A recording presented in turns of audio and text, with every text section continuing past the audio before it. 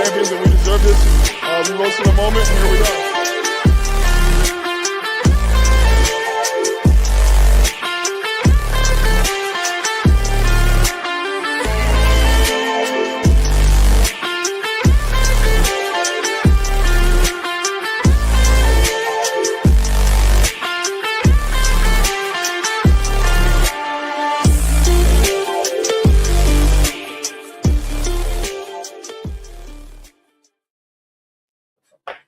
I want to welcome y'all to the Long Distance Playbook. My name is Chris, with my co-host, Jeff. What's up, fam? My co-host, Jay. And we are missing our other co-host who is right now trying to get his household together in San Antonio, and he will be on the air soon. I want to welcome y'all to the show. So, we're going to go ahead and get this thing started off real quick, real fast. We got a lot to cover and not a lot of time to cover it in. So it's time for the lightning round. All right. Well, we ain't got no honors really this week, so we're going to go ahead and get going. All right, check this out. So, right now, the Open Championship, the Golf Open Championship starts this week, starting on the 16th, and it will be completed on the 19th. This is one of them great tournaments that, if you are a grand champ, what's it called, Grand Slam winner is what they say in tennis. This is one of them that starts this week. Currently, I think NASCAR is on a little break right now, so we ain't got much to say about that. This week, MLB All-Star Game is happening this week. And to give you the mid-season standings in the American League East, you got the Tampa Bay Rays leading the AL East. You got the Chicago White Sox. Chicago White Sox is leading the AL Central by half a game over the Guardians. And in the West, the Texas Rangers are leading the AL West over the Seattle Mariners. I'm sorry I didn't say in the East. Tampa Bay is leading New York Yankees by 4 games. Moving over to the National League, you got the Atlanta Braves leading the NL East by 3 games over the Philadelphia Phillies. Right? And my favorite division, I hate to say it, the Milwaukee Brewers are running away right now in the Central over the Cubs by 7.5 games, and my Cardinals 10.5 back. Mm-hmm. We still playing good though. We still hanging in there for a young team. And NL West, we shouldn't even have to discuss. The Los Angeles Dodgers is, you could almost say they have won the NL West. They are ahead of the Arizona Diamondbacks by 13.5 games at the break. Now, I did say this early in the year about MLB. I told y'all it's not April and May, it's June. June is going to start determining how the rest of the season looks. And as you can see, it's starting to look that way. So now after the All-Star break, now you're going to start seeing a lot of teams trading players that think they're not going to make it. You're going to have teams that trying to bolster their roster, right, to chase down whoever they're trying to chase. Or you're going to have teams that just going to sit and try to ride the wave, right? So So I got a question. Yes, sir. What are the Cardinals going to do? I believe we're going to ride the wave because our team is too young. You got to give away a lot of young talent to try to bring in a veteran that can probably win you maybe 3 or 4 games. That's just hypothetically. I'm just saying. You've been staying in the middle. You've been close to the top of the division with young talent. Why change it now? But I like that question. What Tampa Bay gonna do? So what they should do or what they're gonna do? What they should do. What they should do is sell high. What they're gonna do is they're gonna hold on to the assets. They're gonna play it out. They'll make it to playoffs. They'll lose, and then after the season, they'll have a fire sale, like Tampa does. And Mr. J, what you think those Oakland A's gonna do?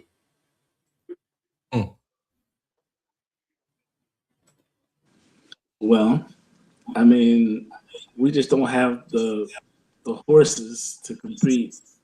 There's a whole lot of smoke and mirrors. You got to have a little faith, and they're just hoping that things will break their way, and hoping their pitching will get better. Hope is not a plan, sir. Into the break out. So, I think they're going to sustain that. Let me help them out. Hope Hey, is not a plan for one. when you've been as bad and mediocre, mediocre as Oakland been, that's all. So basically, everybody, what he's trying to say is they can't wait till they're in Vegas.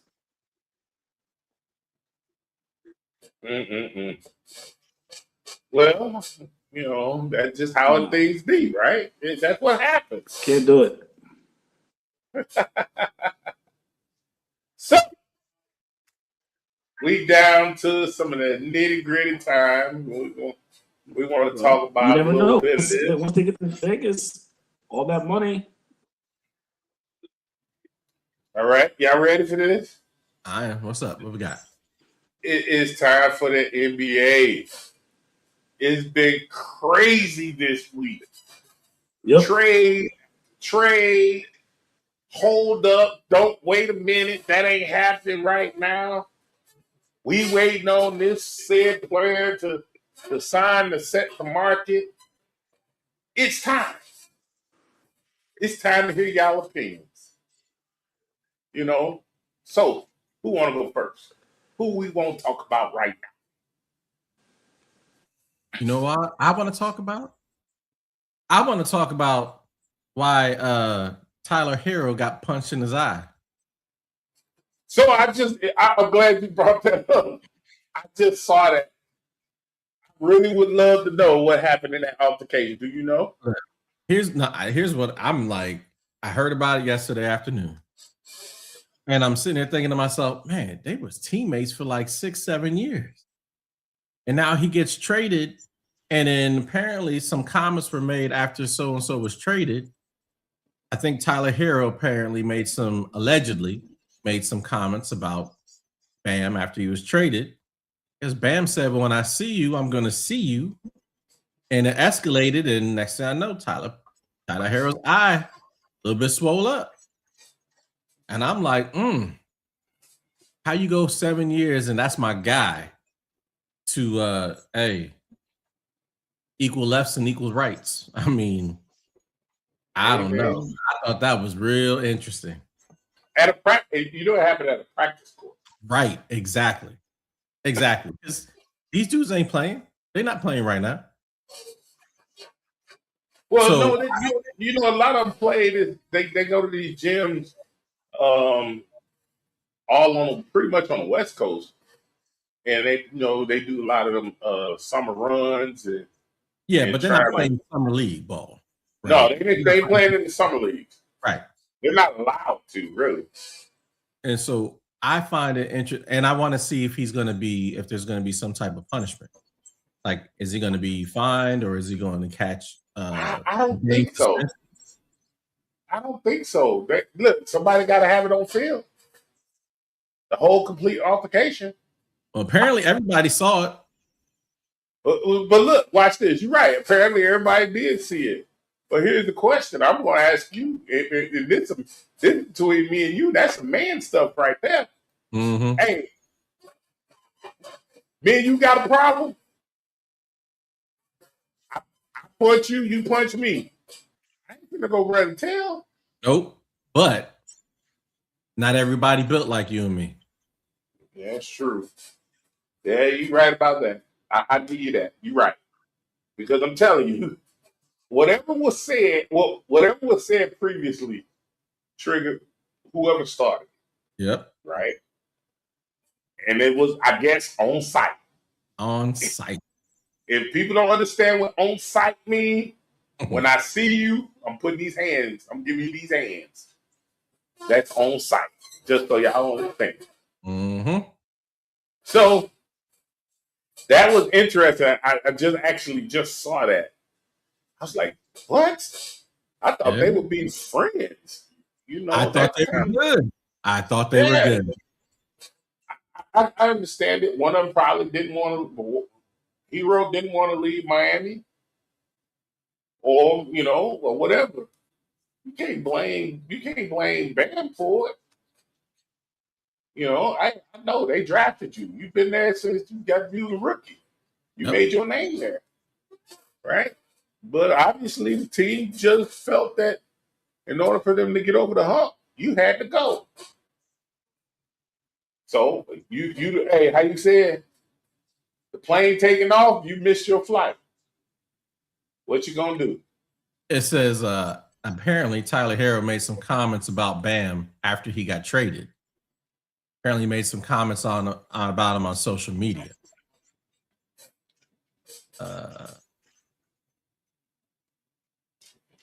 That's the on-site move. Yeah, that's exactly what it is. So, hey, you know what they say, right? If you can't fight, you better put your hands up. Put your hands up. So, we got Jay coming soon back in. He having some technical difficulties. Him and his Wi-Fi. Mm-hmm. So, let me add him back in as he wiped his face.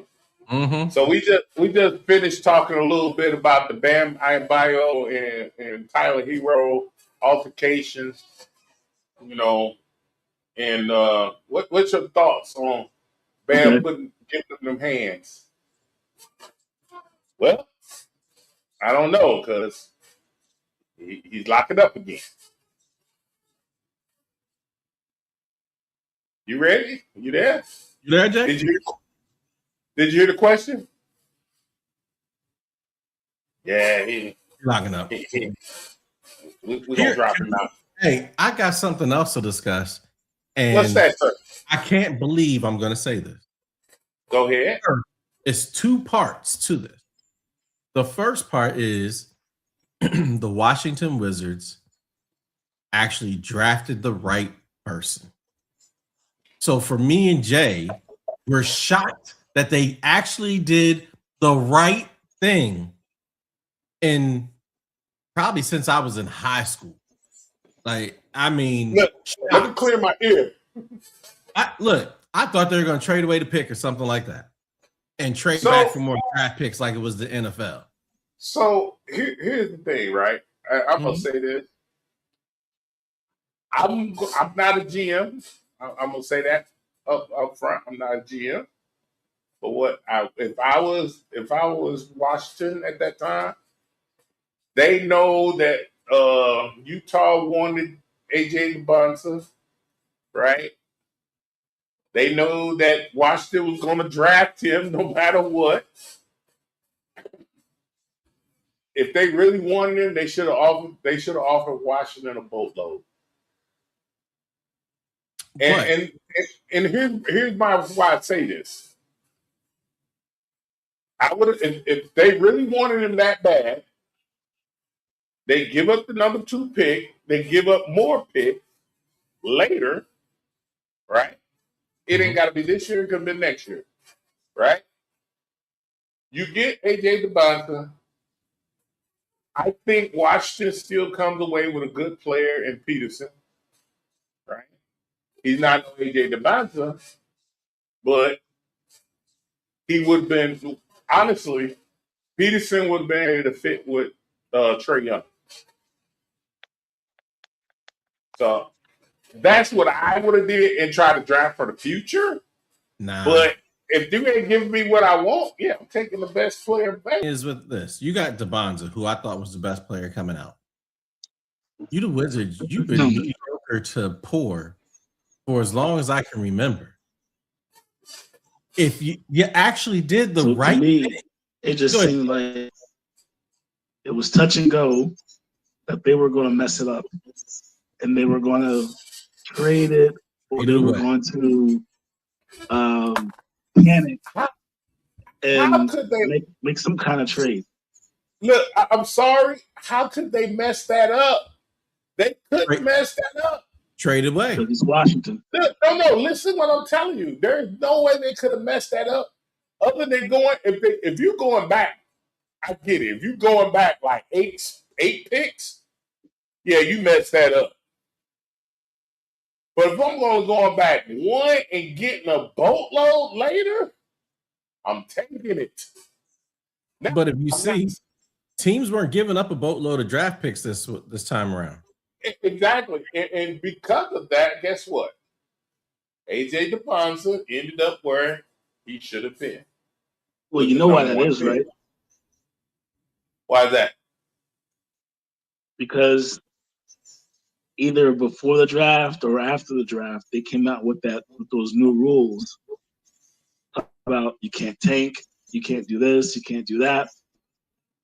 So I think until the ground settles with the way that they're going to be talking about how you can't just, tank anymore and be that top team. Like, I think the team that made a deal with, was it Oklahoma City or was another team that they made a deal with? They were supposed to get a top 3 pick or whatever, but now because of the new rules, they might not be in that top 3. That whatever they originally traded for, they're not going to be able to get because of the new rule that they came up with. Yeah, true. It was the right thing to do. I'm literally telling the Wizards, well, job well done. You probably won't hear that again from me or Jay for another decade, but job well done. So now we're gonna leave the agent. I know y'all are happy because y'all, that's DMV. Y'all happy for that? The Wizards are making noise. Let's see how much noise they're gonna make.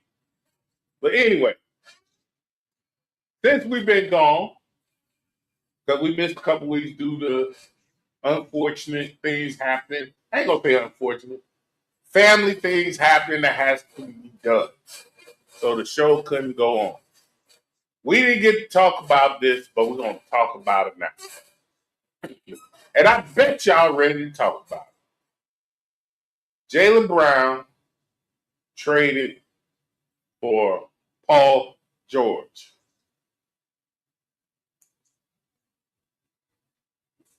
Man, oh, how the mighty have fallen.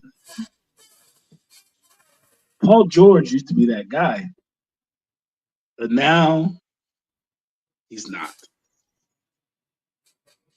Everybody's confronting me. Think about it. If 6-7 years ago, playoff P, and everybody's talking about Paul George is going to lead the team, your team, to the promised land, and all of a sudden, after a few missteps in the playoffs, he has a worse reputation than James Harden right now when it comes to being a clutch performer, being someone you can rely on, someone that you can say, hey, I feel confident enough. He is our number one, it just seemed like who hit that shot in front of him? But was it Dame Lillard from half Dame? court. It seemed like he's never recovered from that. Could have been No. broken leg. It could have been the times that the Pacers won, what was it, 24 out of 28 quarters against the Cavs and still lost that series. Like, yeah, he hasn't been a one for 10 years, in my opinion, since they couldn't get over the hump of LeBron James and the Cleveland Cavs. I think he's a good player, obviously talented, but he's not the guy that he was 10 years ago. He's never going to be a number one option at this point in his career.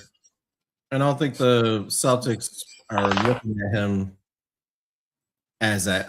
I think it's twofold. I think one, the Celtics, they're trying to dump some money because they're going to sit there and say, oh, because of the analytics, Jaylen Brown's not a $51 million a year player. But I think the big thing is, and what I don't like is, oh, well, he's a strange person. He's the smartest he feels like he's the smartest person in the room. Why is it a bad thing to be smart? Why is it a bad thing for an athlete to be smart? If you're not winning, it's one thing to say you're the smartest dude in the room, but you're not getting results. Well, but time out. No, yeah, stop. You can't say that about Jaylen Brown. First of all, my bad. I thought you were talking about the bad. Yeah, I'm talking about Jaylen Brown. My bad. Yeah. Okay, so Jaylen Brown's different. I got you. My bad. Yeah, I'm like, he played well during the regular season, got them to where they were. They reinserted Tatum into the playoffs, so everyone's rotations completely thrown off. And then in the game 7, now they've readjusted everyone's rotation to Tatum being in the game. Tatum can't play. Well, now everyone has to readjust, and they lose to a hot Sixers team. And we're basically going to put that all on him?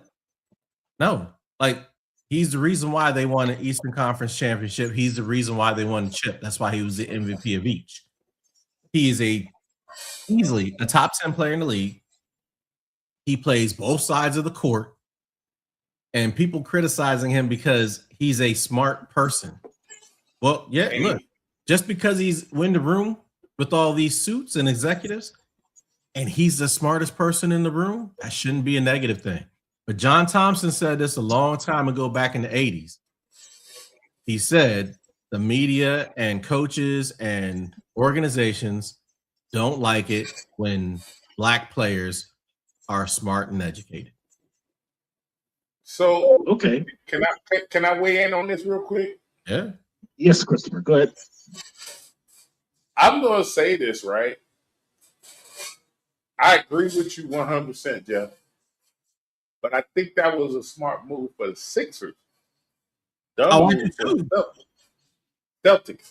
Because the Sixers need a guy who can play at least 62 of the 72 games, right? Oh, I think it's what, 72 or 82? It's 82 games, yeah. 82 games, right? Who's going to be on the court even when, and they know they still have a chance if Embiid is out, right? To keep the set of them guards. You go take now. Philly just went from second round knockout to probably Eastern Conference contenders. Agreed. For one player with that young talent, right? And with Embiid on or off the court. And then they got Mitchell Robinson come off the bench. And we haven't even mentioned Maxey. Bro, I did mention him. I just didn't say his name by. I said that young talent. Yep. Right? So I think when we look at that little, You can't do nothing but agree. Philly wins that. That trade by far. I don't care what they gave up. They win that by far. I agree, hands down. So I will interject with this one right here.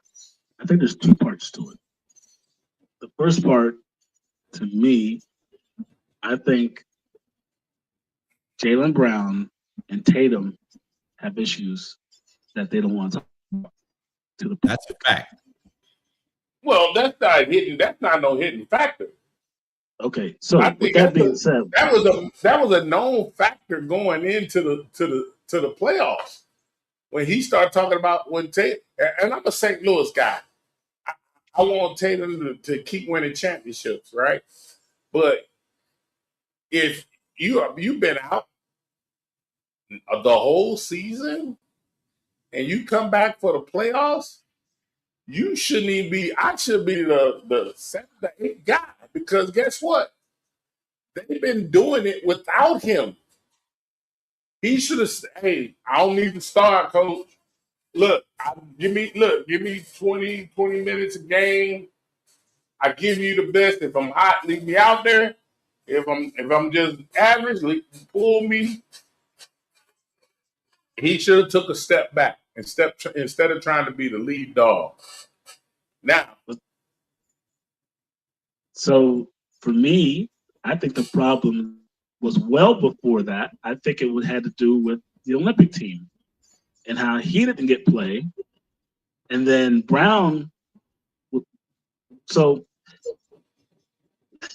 to me, it just seems that Tatum went to management and said, either he goes or I go, type of deal, and they didn't want to put that out that Tatum went to management and said that this dude got to go, and all of a sudden they're trying to trade Brown away.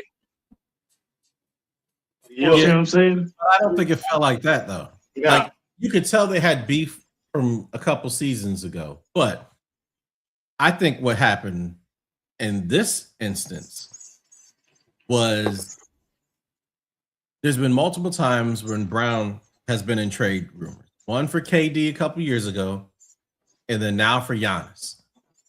Well, look, why is it that me, Finals MVP, why is my name the one that keeps coming up, but the dude over there that just missed most of the season, his name never comes up? So at that point, that's going to rub Jaylen Brown the wrong way towards Tatum and towards that organization. Yep. And this is the second time that they shopped him in a big trade, and Tatum's name never came up. He was untouchable in both trade talks. At that point, I think the Celtics said, "Yeah, now that this is out and this trade didn't happen, we gotta figure out a way to get him gone because this is irreconcilable differences." Yeah, they think they got rid of their problem, but I think they set themselves back couple of years now. Jay, you there? Yeah, he froze again. Yeah, no, I think they messed themselves up. And especially you do it within the division. That's a bad trade. Yeah. Any count. That's a bad. It's not like my man is 35 years old. He's still going to be playing well for another 5-6 years at least. So we got to, move on a little bit. I'm working my way up the climax. To the climax. I think you already realize it. I'm with you. We taking our time. I got you. LaMelo Ball going to Timberwolves.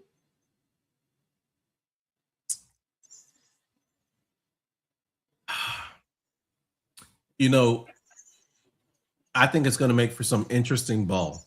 And I think it's going to make for some real interesting nights because you got a true point guard who can get buckets, but also has no problem with dropping dimes. And you got Ant, who is a dynamic scorer inside, outside, and mid-range. And probably would rather not have to be so ball dominant and have somebody else just hit him in a spot so he can get his shot off. The only thing I'm worried about, and this really comes down to LaMelo Ball, I worry about two ball dominant guards on any team. You haven't seen them be successful since the Pistons of the late 80s, early 90s when you had Dumars and Isaiah Thomas. And Joe Dumars really wasn't really ball dominant. So when you have your two best players are both guards in today's NBA, it'd be one thing if they were wingmen, but these are guards. I feel like LaMelo's going to have to adjust his game in order for that to be a successful union. So I think you're going to have nights where they both go off for 40 plus, and people are going to be like, "Yo, this team's going to be crazy." And then you're going to have other nights where it looks completely disjointed, and that's where I'm kind of like, I got some trepidation there. So I'm glad you brought that up, because the one part that I see, right, and he's the X factor to it, that ball dominant portion. If Ant-Man is having a bad day, you bring him in and insert him, right? If LaMelo Ball is having a bad day, you bring him in and insert him. And that's how the sumo. He ain't coming in there. You gotta understand, a lot of people don't pay attention to it.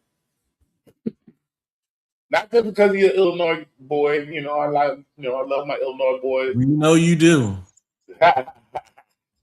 But his game is built around the players he plays with. If he has to he has to give you the buckets, he's gonna give you the buckets. Right? So he can come in and get you 15, they still win. Right? But also he can be a point guard. He can be a floor general. Right? So hey, that's a good, I think that's a good little situation. Right? And I think that will help us all. I mean, help them is him being level headed coming up if he's coming off the bench or if he started. Because they signed him to a big contract. So obviously they want him to do something. Right? And nobody really realized it might be LaMelo coming off the bench. Them dudes both start. LaMelo's going to be a point. Ant's going to be the 2. Yeah, I agree with you. But they brought that talent level up real fast. So, what you think about that, Jay? Well, it seems like these. You talking about Minnesota? Yep. Yeah. So it just seems like every so often they let some of these players go and they win championships somewhere else. So maybe they need to rethink about how they building this team and how they're going to be able to move forward, because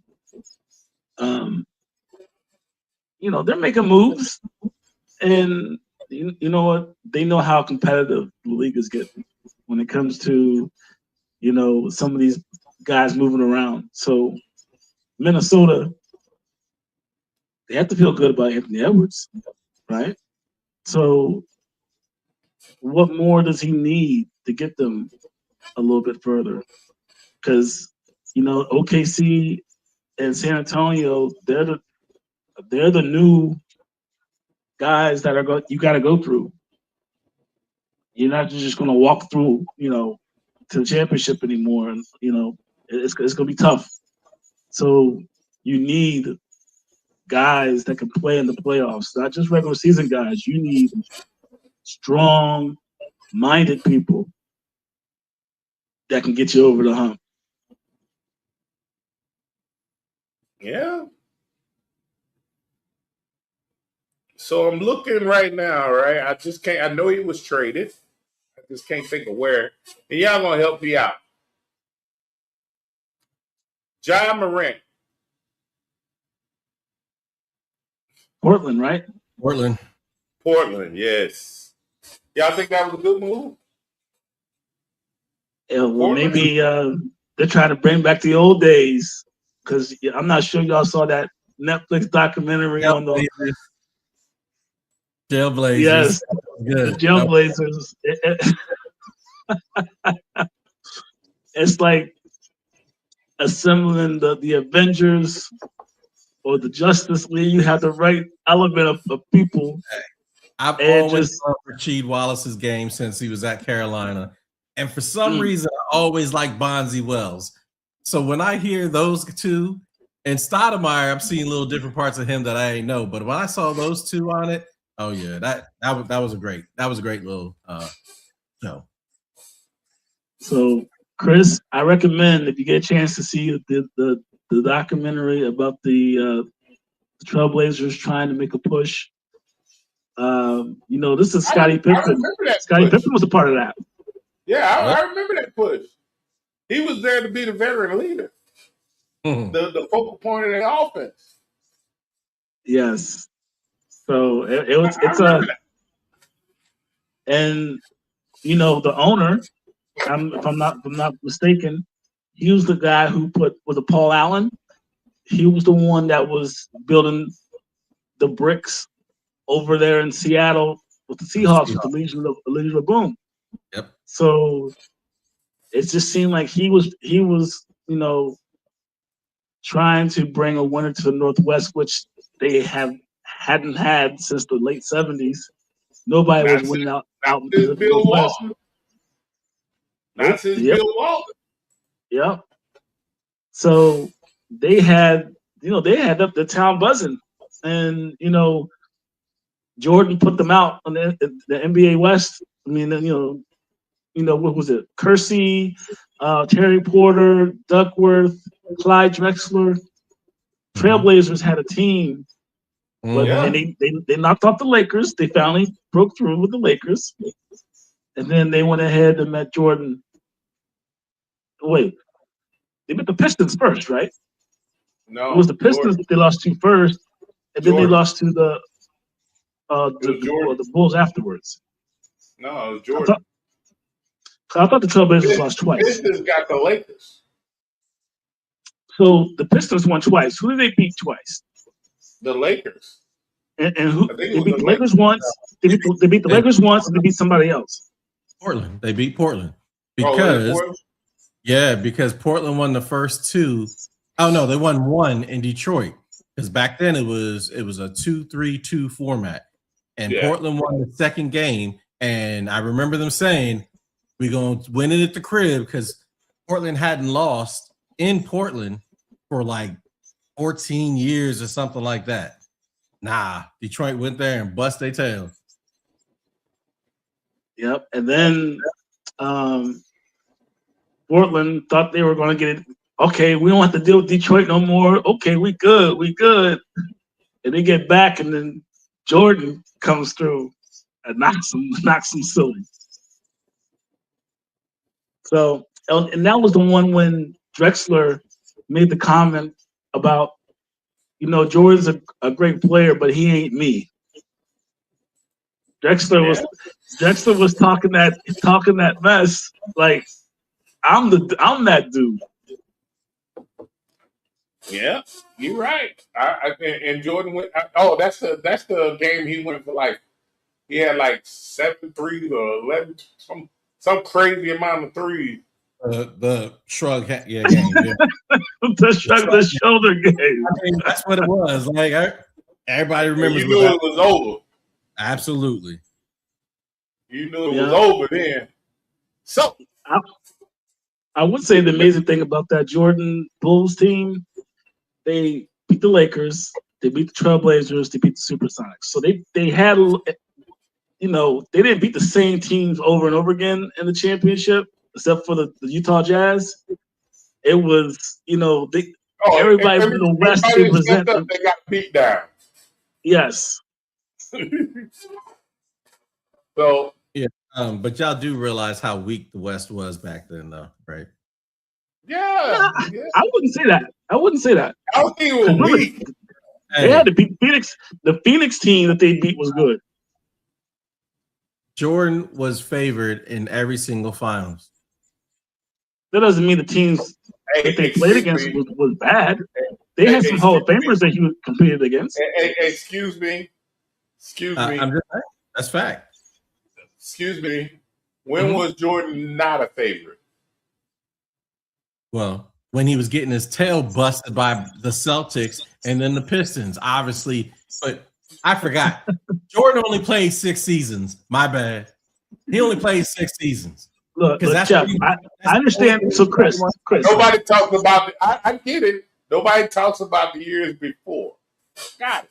I do. So, Chris, Jeff is a LeBron fan, and he believes that LeBron is better than Jordan. So whatever Jordan does, he'll discredit some of Jordan's accomplishments. Now, I'm a person that thinks that Jordan was a great player, but the first 5 or 6 seasons he wasn't up here the greatest player.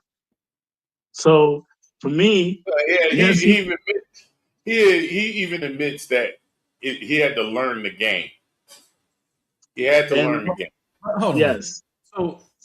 So for me, I give him his credit when he won championships because it's hard to win a championship, no matter who you're playing against. So for me, once he got that, he learned from the Celtics, the Pistons, the Lakers about how to win. The beatings. But here's the problem with that, though.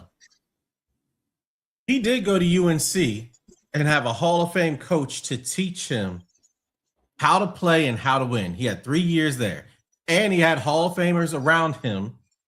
You can shake your head. No, everything I'm saying is fact. How old was he then? 18, 19, 20. Tell 18. You can have Moses. You can have Moses and Jesus Christ himself come down and talk to an 18, 19-year-old, and some ain't ready to listen. I'm sorry, but how old was he? Okay, so how old was he when he won his first chip? I don't know. He was maybe 20, 26, 27, 28? Probably 27, 28. Yes. Hold on. Probably about the same age LeBron was when he won his first chip. No, but I don't know. But here's what I'm saying. For me, he had. Go ahead, Chris. I'm gonna let you go. Go ahead. Hold on. I got to stop both of you. Michael Jordan even said it on that documentary. He had to learn the game, how it was played, because you got to remember, in college they wasn't roughing him up going into the paint like they did in the NBA system.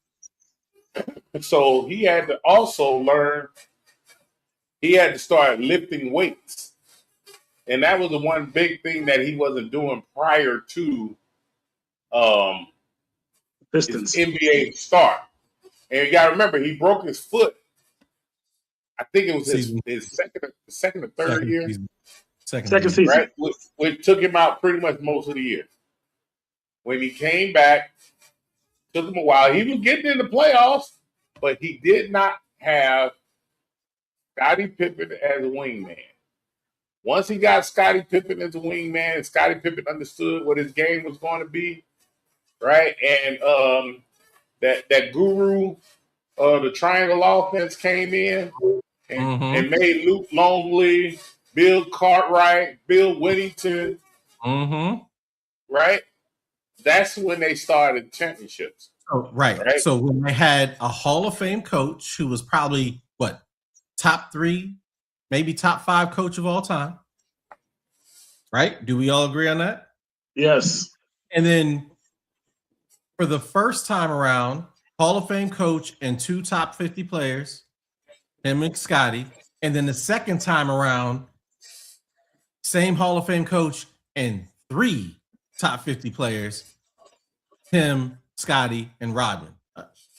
Okay. Okay. So my take on this is Michael Jordan couldn't figure that out until 7-8 years in. That takes him out of the GOAT conversation for me. To be the GOAT, the greatest ever, you got to be able to have it here physically and be able to push it through immediately. Hold on a second. Let me finish. The guy who did this is Magic Johnson. He is the only one who got it when he first got into the league. He knew, because he could have scored 40 points a night, but he knew that's not what his team needed. He had Kareem, so he gave Kareem the ball, and he did what he had to do. And guess what? Kareem got hurt his rookie season, and still to this day, how many seasons has there been in the NBA? There's never been an NBA rookie be Finals MVP, and Magic Johnson is that one, and you'll never have one again. He is the GOAT. You can't say that. Well, how many seasons have we had in the NBA? Mm-hmm. I'm just telling you, you're making a statement about the future that you can't see.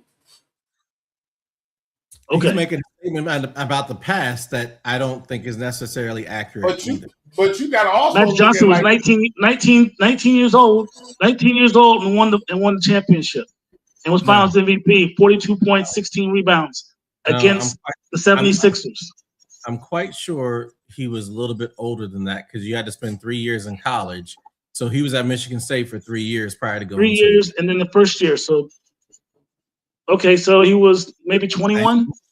But anyway, look, I'm gonna dispel your situation, your statement, right? Yes, he won Finals MVP in his rookie year, right? But with a bum coach. Okay, bum coach. What a bum coach. Time out. He may have had a bum coach, and I'll give you that. Here's my problem with that. He had a top 3 player of all time in Kareem Abdul-Jabbar. He probably a top 75 player in James Worthy. Like James Worthy wasn't there the rookie year. He wasn't there the rookie year? Nope. Yes, he was playing with Jordan. So you got to think about it. Worthy. That's 79. He came in 81. This is 79, 80. Jordan and Worthy were still in high school. Hold on. Wait a minute now. Hold on, killer. Hold on. You still had, if I'm not mistaken, Bob McAdoo. An older McAdoo, but a seasoned McAdoo, yes. Kareem Abdul-Jabbar.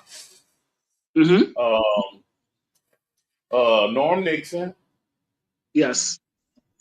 And that team, the players that you're naming, they only won 45 games the year before.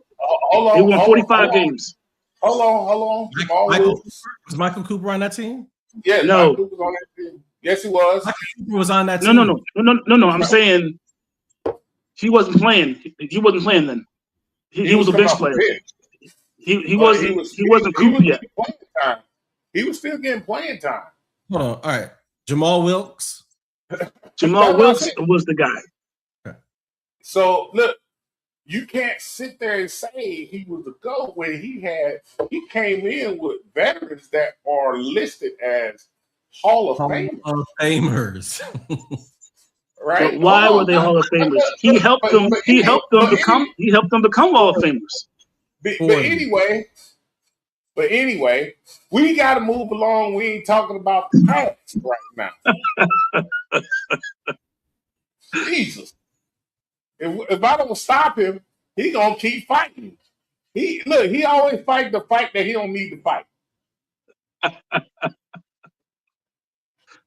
just knew it. He was going with the Jordan thing with Jordan and LeBron. He was wrong.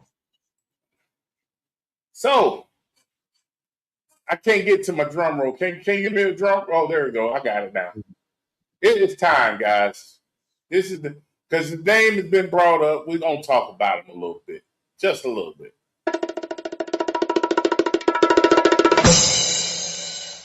how LeBron James is holding up the free agent market right now. He is holding the free agent market like a hostage. Can't nobody sign until LeBron decides where he wants to go. Let's talk about it. As my boy would say, Trick Williams, let's talk about it. Let's talk about it. Right? So, rumor has it, all signings have really stopped with the top tier free agents because teams are waiting on LeBron to make his choice of what team he wants to go to. Is it Golden State? Is it Miami? Is it San Antonio? Is it give me another team that probably could use Boston, Cleveland, or Cleveland, right? Y'all brought his name up earlier in the conversation of the GOAT.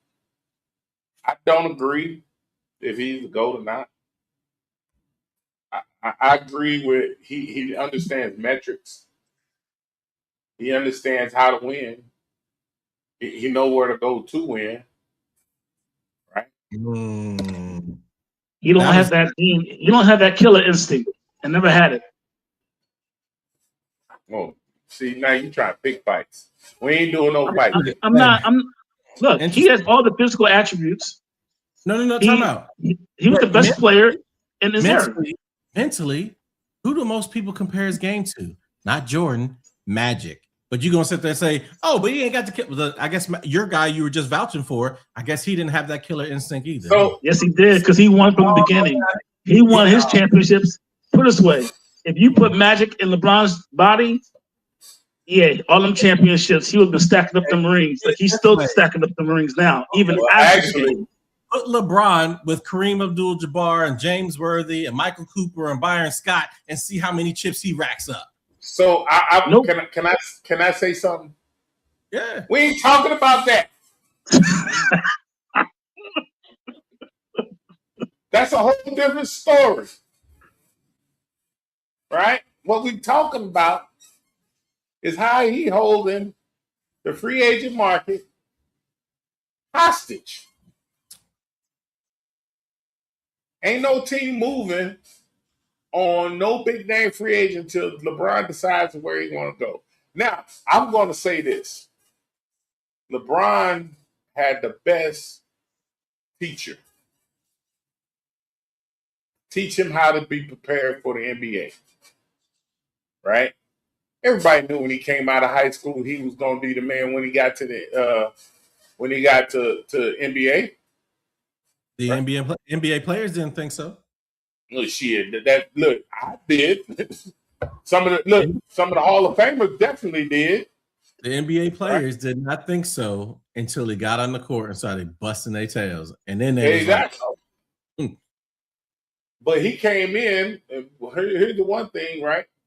If you look at his senior year, not his senior year, his junior year videos of him playing, he wasn't 6'8", 240.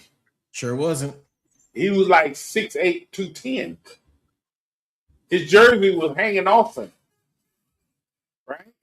His senior year, he started bulking up. When he came in to play, he was like 6'8", 230. Right? That body was built. And he has maintained that body throughout his career. He's 42 now? 41, I think, going to be 42 in December. And he's holding the market hostage. Why do y'all think he's holding the market hostage? Because everyone needs to keep the veteran minimum contract available. That veterans minimum exception of $3.9 million, they got to keep it available too. That's why he's not taking $3.9 million. No, but maybe he's waiting to see where these shooters are gonna go. Maybe there's some of these extra pieces, and then he's gonna jump on at the end to see where he fits better. Because a lot of this stuff is, why is he? It's like some of the teams that he's going to go to don't have shooters. It's like, that's not a good fit for him. If like down in Miami, do they have shooters now, or are those shooters gone? Well, see, I think I'll agree with you on this point. I think he's waiting to see what pieces these teams put together to figure out what the right fit for him. Like, I don't even think it's about necessarily chasing a chip. I think he realizes I got 1 or 2 seasons left. I want to enjoy my ball, and I know what pieces I want around me and where I enjoy playing basketball, especially at this stage in my life, the most. So the other element is this, Chris. Do you believe that he's trying to pick the team that would best be a fit for his son? Which son? The one coming out of college. The one that redshirted last year. Man, he got a couple years left in college. I don't think LeBron gonna play long enough to. Bryce got to prove himself this year. Yeah, Bryce got to actually play in Arizona. He's at it. Here's the thing. He's not like his brother went to USC where he walked on the court as I'm LeBron's son, and I'm gonna play, and I'm only gonna do 1 year, and I'm gone, and I'm gonna have substandard stats, right? Yeah. Bryce has the capability, and this is a little bit off subject. Bryce has the capability to be better than Bronny. I'll say it for you. Be better than Bronny. Yep. And Bryce has the capability to be a star going into the league because he does have the size. He just doesn't have the same athleticism as Bronny. Well, right? And I'm not even sure if it's the athleticism. Bronny's had a determination to make it to the league. He put the work and the effort in. Bryce his character seems more aloof. Like he's kind of like, he more like Bob Marley, like don't worry, be happy type. He's not like that, like killer.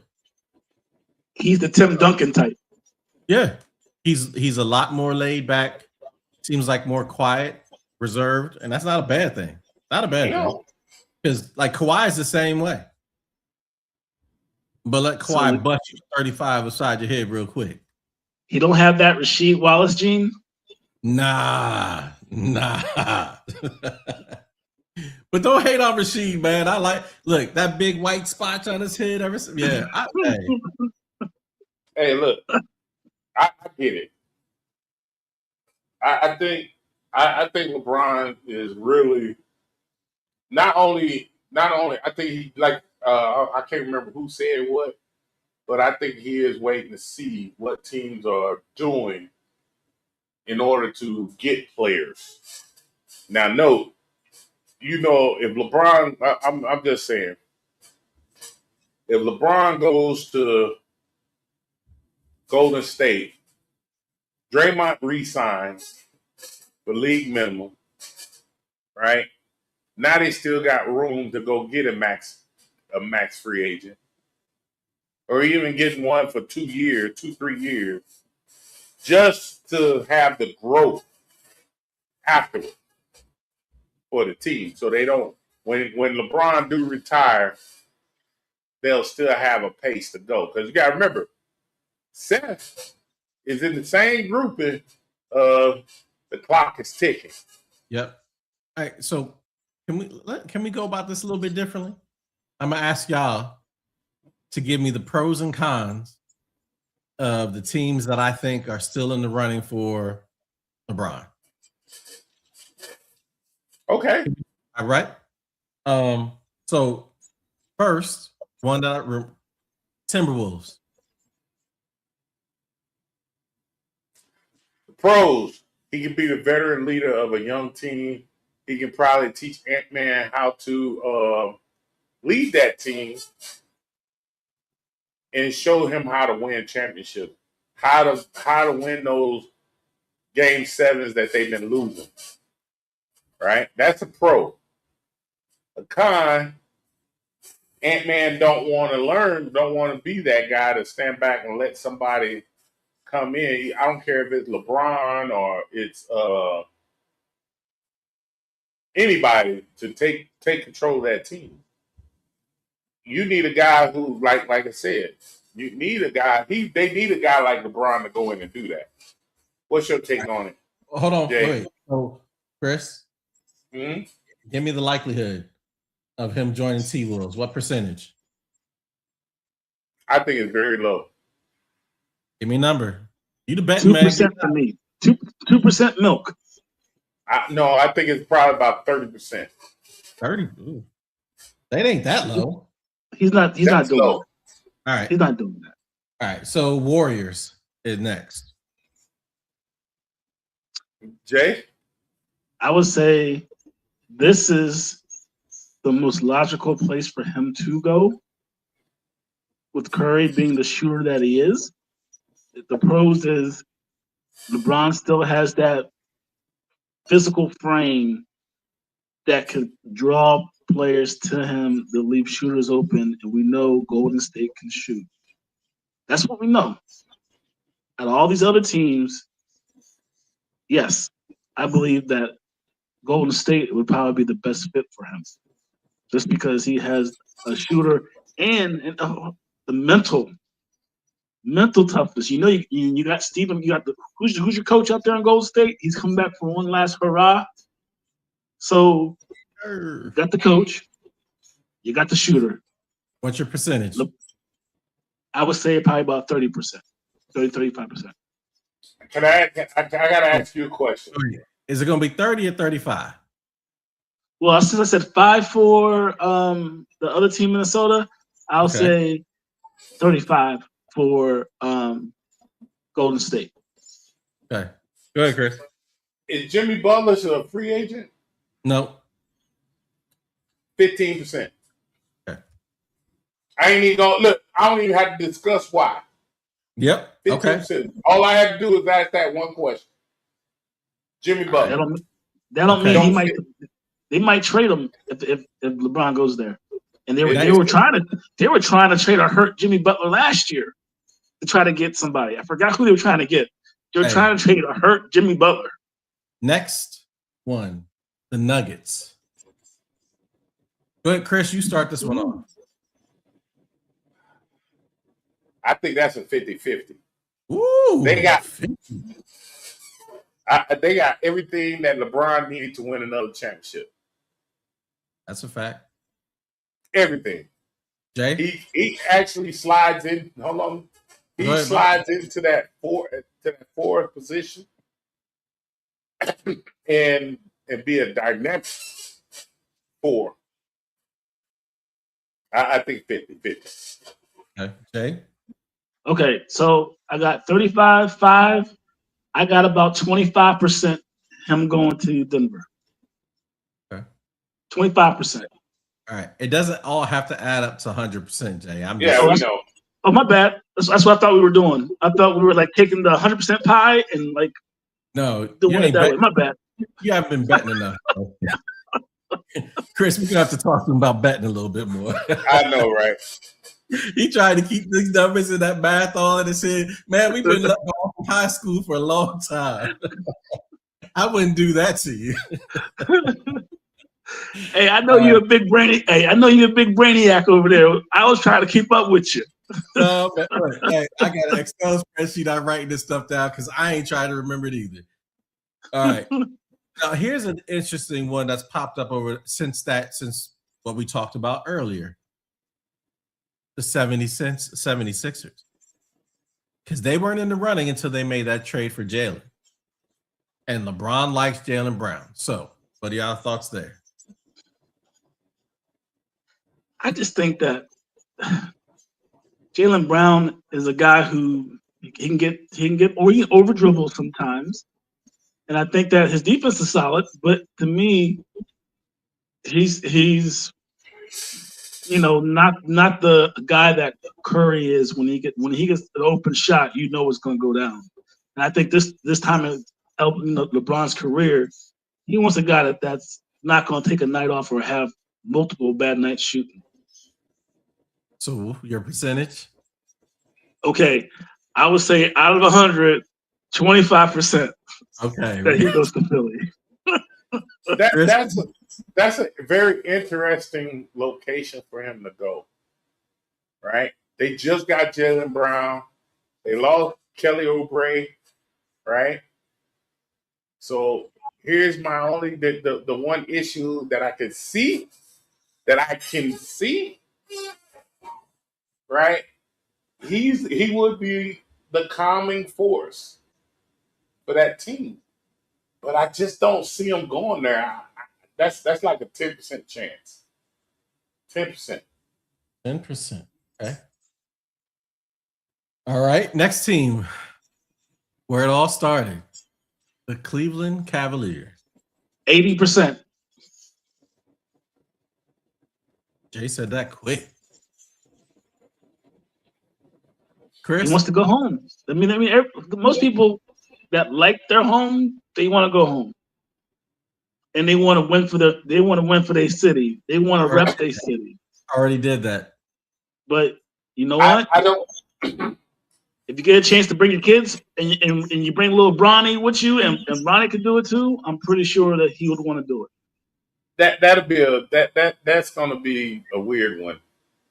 So I'm gonna say I don't like you said, that is his hometown, but he already got a championship there. He knows how to win from there. So I'm not gonna go with that. I'm gonna go with the what percentage? But look at the players though. Look at the not just I said the hometown thing, but you got Mobley, you got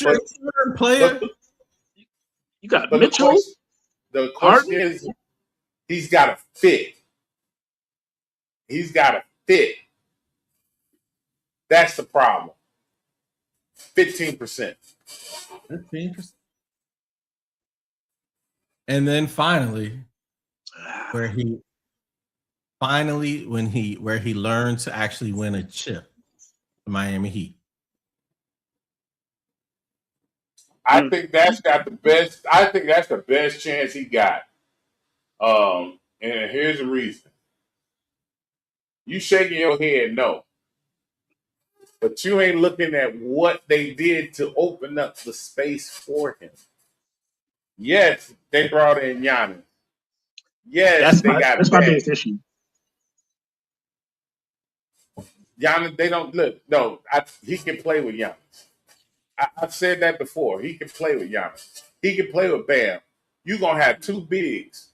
One that's a slasher who gets rebounds, who is a triple-double away every week, every night. Right? Dude.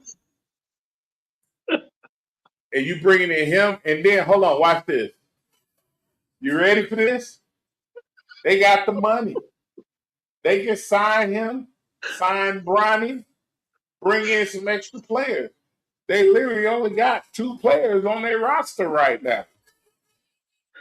I get at 80%. So, hey y'all, I'm laughing because Chris said Bam, and for some reason I'm thinking everybody in the world, Bam's gonna get 80 points a night because he did it one time. The new Bam's gonna come out. That's not why I said that. I know. It's just the silly part of myself. It instantly went to that.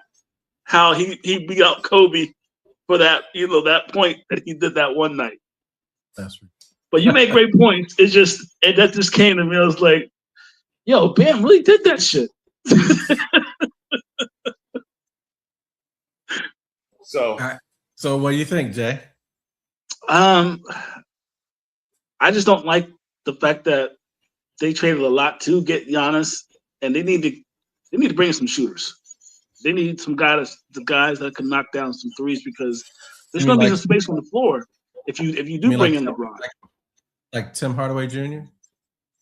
Yeah, Tim's good. And Tim Sr. said, you can't wear my number. He said, no, take that 10 off. You can't wear it.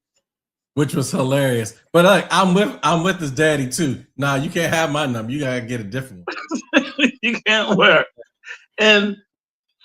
So I'm good with LeBron going there, I would say 40% out of 100 maybe that he goes there is just to me, Giannis is going to be Giannis. So can LeBron be okay with that? Yeah, see, I don't think so. All right. Any more teams? I think that was it, right? That's it. So Chris thinks it's going to be the Heat. Jay thinks it's going to be the Cavs. Okay. I think there's a chance he goes to San Antonio. Nah. Here's the reason why I say he doesn't go to San Antonio. He's got a wife. She ain't going to San Antonio. Okay. She ain't going to San Antonio. Look, we from Cleveland, so we've been to Cleveland. Hey, Miami's Miami. LA's LA. We ain't going to San Antonio. Like, what about and we didn't throw this out there. What if he decides to go to Washington? Man, shut up. Hold on, hey, we going on a small commercial break. Jordan went to Washington.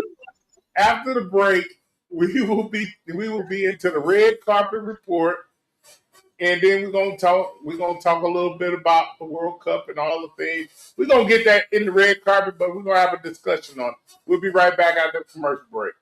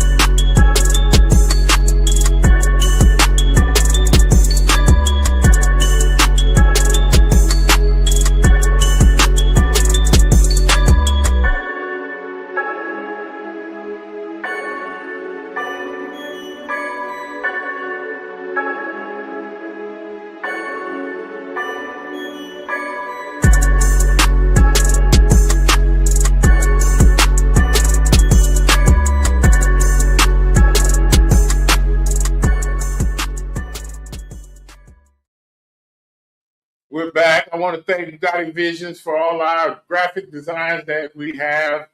Please, if you need them, shoot us a message. I'll give you his info, and he'll hook you right on up. And right now, I'm sorry, Jeff. It's time for the red card. Well, one second. If you bring up anything about Jordan, I'm gonna mute you. Okay. Or So LeBron. just real fast, I want to go over the Wimbledon.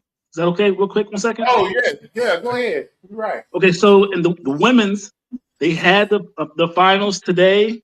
It was an all Czech Republic finals, and Linda Noskova beat Carolina Makova. And sadly for us, Coco Golf, she got booted the round before. Outstanding match. It was very exciting. Go to the men's side. Djokovic had one of the remarkable matches that he went 5 hours and 15 minutes. The round previous, Crazy. I guess it took a lot out of him. He lost the next round to Sinner. And so now it's going to be Italy versus Germany for Wimbledon. And that same guy from Germany, your neck of the woods, Chris, he's been doing big things ever since Federer and all them guys left tennis. he's been putting his stamp on it. So Zverev, I'm not sure how to pronounce his name. Him and his brother were pretty good. They actually used to win a lot of doubles competitions. Him and his brother. But yeah, so that's going to be the finals tomorrow. You can check it out Sunday at 5 p.m. our time, 11 a.m. in the morning on the East Coast. And back to you, Chris. All right. Thank you, Jay, for the Wimbledon update. And now it's time for the red carpet report with our guy. Red card report with our guy, Jeff. All right, ladies and gentlemen, welcome to the Red Card Report, the World Cup edition. And as you can see right here, that's just some of the red cards that we've seen thus far during the World Cup. Some of these are really the one on the bottom left, where Miguel Almiron, he's the first person to see a red card for the new rule that they put in place just for the World Cup, and some people are calling it the Vinny Jr. rule. So when you're having an altercation with someone from the other team, if you cover your mouth like this, it's an automatic red card. He got caught doing it. And so, whoop, here's your red card. He saw a tear come down his eye. His feelings were hurt. That was a tough one. And then if you see, obviously the biggest one that's spoken about the most is right there center stage with the U.S. with Balogun's red card, which was then the suspension was suspended. You tell me how you suspend a suspension, but that was something that I had never seen, never heard of. It just seemed to lend to FIFA just being corrupt individuals. And then the one that probably troubled me the most was the middle one on the right. The guy from Canada actually got his leg broken on that tackle. So, yeah, that was a tough one. There's been 13 red cards thus far in World Cup. So, quite a few for a lot of different reasons. So, all right. So, where we are in the World Cup right now. So, first team to make it into the semifinals was France. France beat Morocco 2-0. And obviously, again, it was that guy Mbappe. He missed the first half penalty kick, but in the second half, he scored in the 60th minute, and then he assisted Dembele in the 66th minute. For me, this was a game, I think Morocco had more possession of the ball, but France was the brighter team. France really controlled the game. They had 8 shots on goal compared to 1. Morocco was basically just defending with 11 people behind the ball. But it was France's, especially their front four and the movement in between them. And then you had Kone and Rabiot filling in as well, kind of just passing the ball around them. Yeah, it was a game that they controlled the game, even though they didn't have the most amount of possession. You know, they led in big chances, created 3-0. They led in big chances, missed 6-0. So this is France into the semifinals for third straight World Cup. Vive la France! or Vive la Francais in this case. In our second quarterfinals, it was Spain versus Belgium. As you can see, Spain won 2-1. So Spain took the lead early in the game, like 30th minute. Fabian Ruiz, midfielder from PSG, scoring to start essentially to start the scoring off. It was a mazy run by Lamine Yamal. Shot gets blocked, spills right in front of goal, right in front of them. He puts it in the back of the net, 1-0. Belgium equalized 11 minutes later. Charles de Ketelaere, something like that. But the guy, he scored a couple times against the United States. He scores the equalized score 1-1. And then it's basically nip and tuck. Spain is controlling the play. They got more touches on the ball, but Belgium, still a bit of a cat and mouse game. They're creating chances, a little bit uncertainty, but it looks like its game's going to extra time and probably PKs.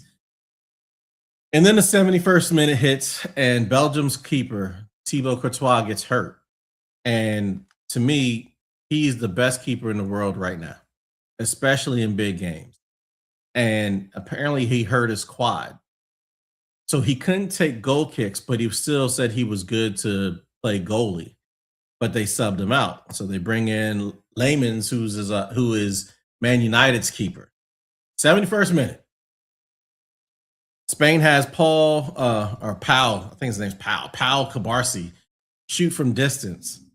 Keeper spills it. Now, when you keeper and you spill the ball, you're supposed to spill it left, right, over the goal. He spills it right in front of the goal. And Mikel Merino from Arsenal taps in the winner in the 88th minute. And so I'm going to give credit to Mikel Merino, even though it was a tap-in goal. My man had just come in the game. It was his second touch of the game. And he scores the winner against Belgium. Last round, he scored the winner against Portugal in the 91st minute. So super sub, that's all I can call him, basically. Man comes in, he's in the right place, right time, ball in the back of the net. Again, this is another game. Spain I would say they pretty much controlled the game. Shots on goal were 8-2, but neither team really created too many big chances. It was just an unfortunate way to end because Courtois doesn't spill that ball, and that's just a really tough way to lose a game. It was hard for me to watch, hard to see. Belgian fans were, little kids crying, and they were just, they were in their feelings. But a goal that late against a Spain team that I think that's the first goal they've given up. It was really no way back in. But another thing was Belgium.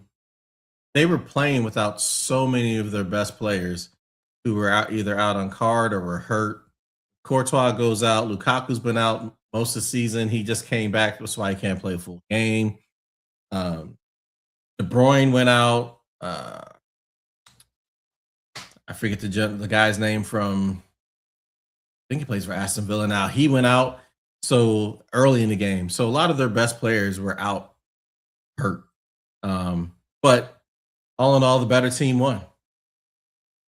Moving on to today's game. So 5:00 Eastern time, quarterfinal number 3. It is Norway versus England. It's Erling Haaland versus Harry Kane. It's going to be in my opinion, I think it's going to be a really good game to watch. Before I give my thoughts on who's going to win that game, I just think it's going to be in terms of styles, teams that really understand how the other one likes to play and wants to play. Be interesting to watch that. And then at 9:00 Eastern time, you'll have Argentina play Switzerland. So that's quarterfinal number 4. Leo Messi and the referee association and FIFA behind his back, helping Argentina get to where they are right now. This may be a trap game for Argentina. They've been allowing goals on the back end, and Switzerland's kind of flown under the radar, and they keep knocking teams off one by one. So, I mean, I can't be the only person who's surprised to see them here, but nevertheless, here they are, right? So, hats off to them for making it here. but it's I don't know. Is this going to be too much for them playing against Argentina? We'll see. So we'll have both our semifinals participants tonight. What I'm looking forward to is something I find interesting. You know, when we look at the NCAA tournament, and a lot of times people get criticized for going chalk and just picking all the favorites to win. You already got France, you have Spain. If England wins and Argentina wins, you will have the number 1, number 2, number 3, and number 4 teams in FIFA rankings make it all to the semifinals. So, hindsight being 2020, that'd have been a great way to bet, because if it goes that way, the top 4 teams are the ones that are making it. All right, moving on to World Cup scoring.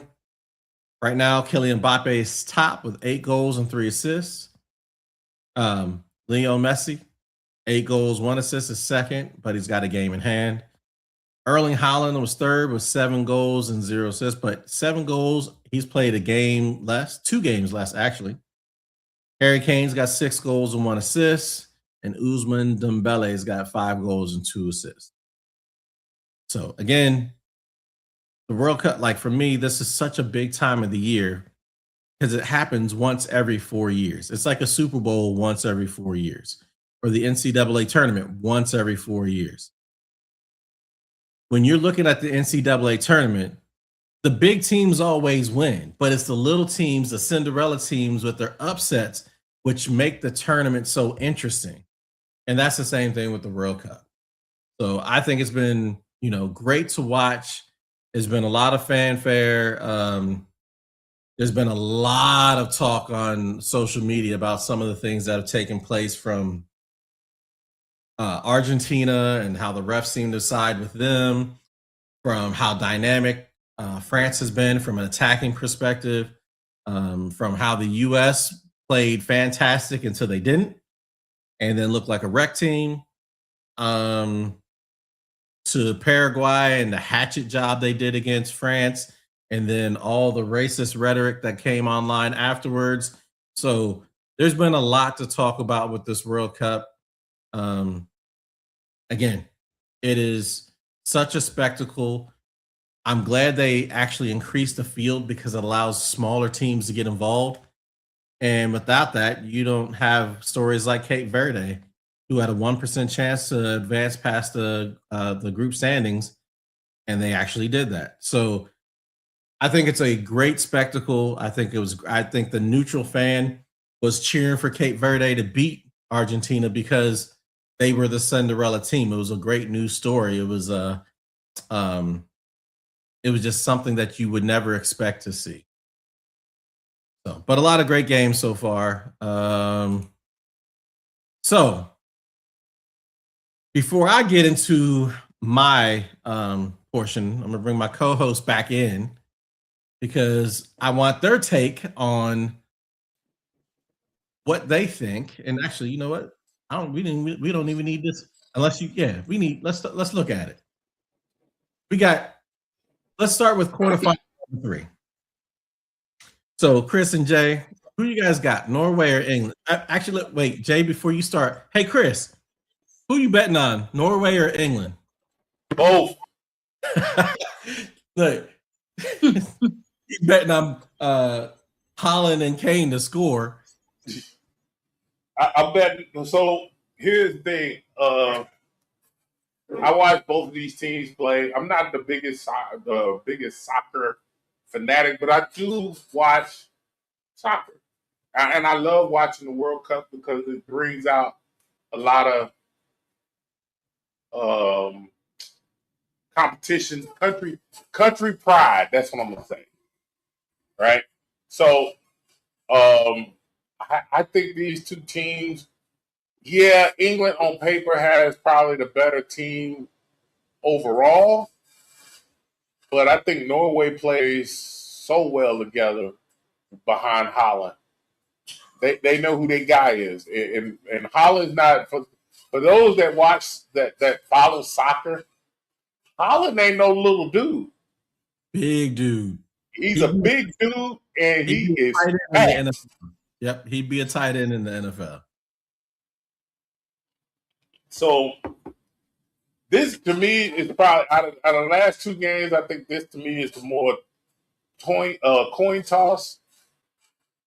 Because like I said, if England can't shut down Holland or slow him down, I just need him to score one goal. I need him and Harry Kane to score one goal today. I don't care who wins. I just need them both to score. That's it. Well, no. I'm being honest. I literally split the ticket. Right. So if Norway wins, I'll make a little change on that. Well, let me say it this way: if England wins, I'll make a little change on that. If Norway wins, I'll make some money on that. There you go. Jay, what you got? So yeah, for me, the writing's on the wall. I mean, a lot of us NBA, NFL guys, we could tell the way the wind's blowing a little bit on this one. FIFA has their little hands in it. You see why I got my little shirt on today, right? It's they can make a difference in some of these matches, and we've been seeing this. The wind is blowing towards England. It's blowing towards England. Watch, just watch me now. Watch how the game go, and it's tight, and you see some kind of card come out or don't go out.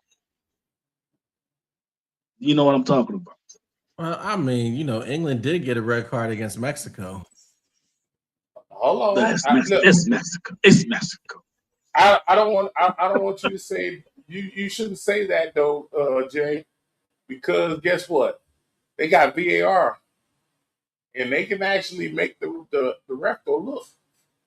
Yeah, Jeff, the VAR. Jeff, why do you shake your head on that? Go ahead. Because they're so inconsistent with what they're doing. Like VAR, they're not even following VAR rules. So, and I'll go back to the Balogun for the United States. The ref doesn't call a foul on the field. VAR says, hey, ref, you should come look at this. Now, they're supposed to show the ref the foul in real time. Because when you slow it down, everything looks worse. Yeah. They slowed it down and they showed a still photo of the dude's ankle all rolled over. Ref said, yeah, okay, looks so. Hey, here's the red card. They didn't follow their own rules. And so that's why I'm kind of like, you can't bet on VAR because the VAR was all over like they should have been. Senor Messi should have gotten a red card game one and been suspended for the second game since he stomped on somebody's calf early in the game. And then that would have been 4 goals that he would not have during this World Cup. And who knows what would have happened to Argentina during that time frame. FIFA. Crooked as the letter S. So, all right, go ahead. What else you got for us, Mr. Jeff? Okay. Quarterfinal number 4. What we got? Argentina versus Switzerland. Jay, why don't you start off? What you got? I'm a huge Messi fan. Huge Messi fan. And again, FIFA, they got their hands in it. Argentina's going to make it. It's going to be an Argentina-France final. So let's just put the cards on the table. Argentina wins, and Argentina beats England, and then he says France beats Spain, and then it's France versus Argentina. Okay, what do you think? What do you think, Chris? I think this is gonna be a shootout. I think this ain't gonna be one of those 2-1, 2-2. Well, 2-2 is more of a shootout. I think it's gonna be about 5 goals scored at least. Okay. Right. I didn't bet that. I should have. So, I think Argentina wins. I think Argentina beats the winner of Norway and England, and I'm not even gonna put the FIFA rule in play what y'all are doing. I just don't see. I don't see them beating France, and without Nico playing real minutes with Spain, Spain is not going to beat France. I'm not talking when I say real minutes, not subbing men in the second half. At the 70th minute mark, he's got to play the whole game to help out my guy Yamin Yamal, right? Because that gives them a left and a right to attack. But what a lot of people don't realize is that France, their whole team, even they guys that don't play start on their club teams. Oh, France is so deep. France is so deep. They have 3 teams that if they were different countries, they all would have qualified for the World Cup. They are that deep. Yep. And then they got this guy. Let me think of what's his name. Mbappe. Yeah. Yep. Kylian Mbappe. Dude. And I'm joking. I know who Mbappe is. I'm joking on this guy. Right? And then they got the reigning Ballon d'Or winner. Yes. Ousmane Dembele. Reigning champion, the reigning MVP right now is in France. Then they got another other guy. Mikel Olise. I got you. Bro, they're deep. Yeah, they are. And these are not like lower league teams. These are all premier teams they're playing on. Oh, let me go back real quick. Hey, Jay. So you said you got France beating Spain. You got Argentina. Okay, who's winning the final? Gonna be France. Okay. France. And the only reason why I say that is because I was going to ask you a question later on, but it has to do with Messi. This isn't prime Messi. You know what I'm saying? This is the ones that Chris just named. They in their prime, son, and they hungry.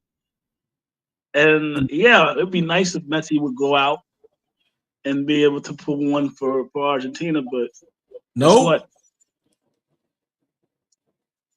So, yeah, I got France beating Argentina in the final.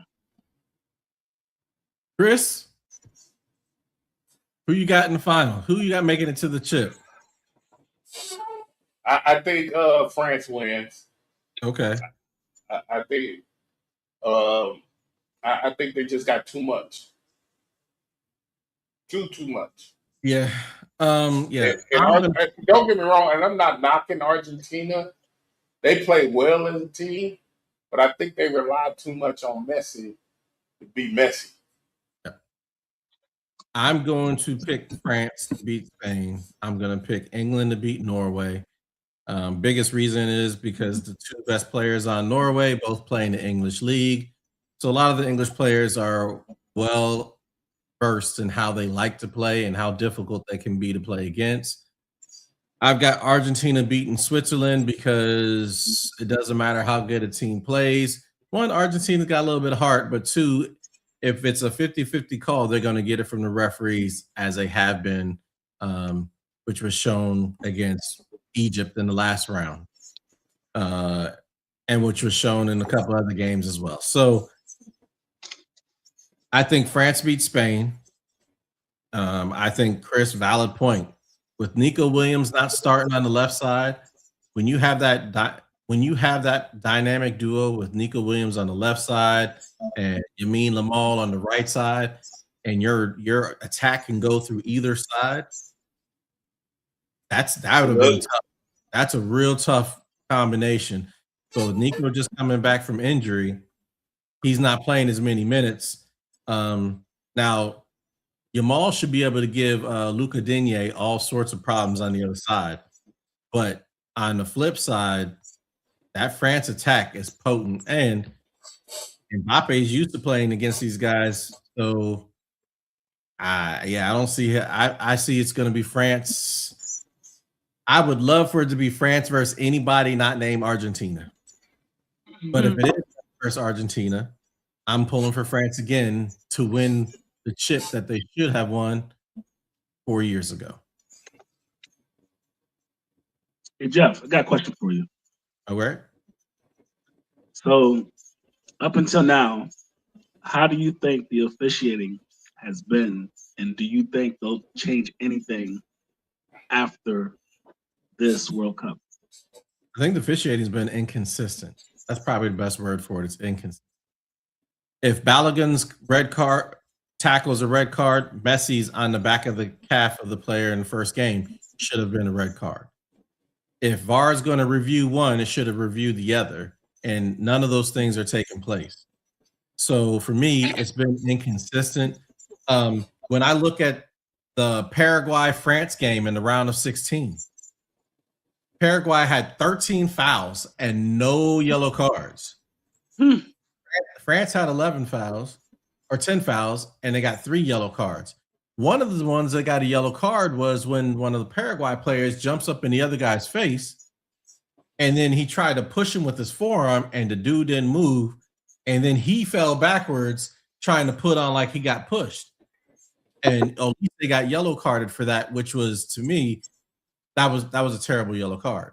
The referee from Australia, he did not control the game early on and allowed Paraguay to brutalize. Yeah. And so, like, for me, the World Cup is a spectacle. It is for the world. And so you want people to see the game for the beauty that it has. That was not beauty. That was terrible. Like, there was no flow to the game. It was all these fouling, all this pushing, pulling.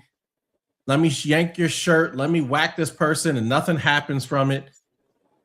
The ref let the game get out of hand. And so, France wins 1-0, but it was not the game. It was not showing the beautiful game. And they were so proud of how they played and how France barely beat them. They didn't play. As soon as the ball kicked off, they put all their players, 11 guys behind the ball, 35 yards from the goal. They didn't even try to really come out and score. And then all they did was whack and foul and try to intimidate and push, and like that. It was a terrible game to watch. It was terrible officiating. So for me, to answer your question, Jay, inconsistent.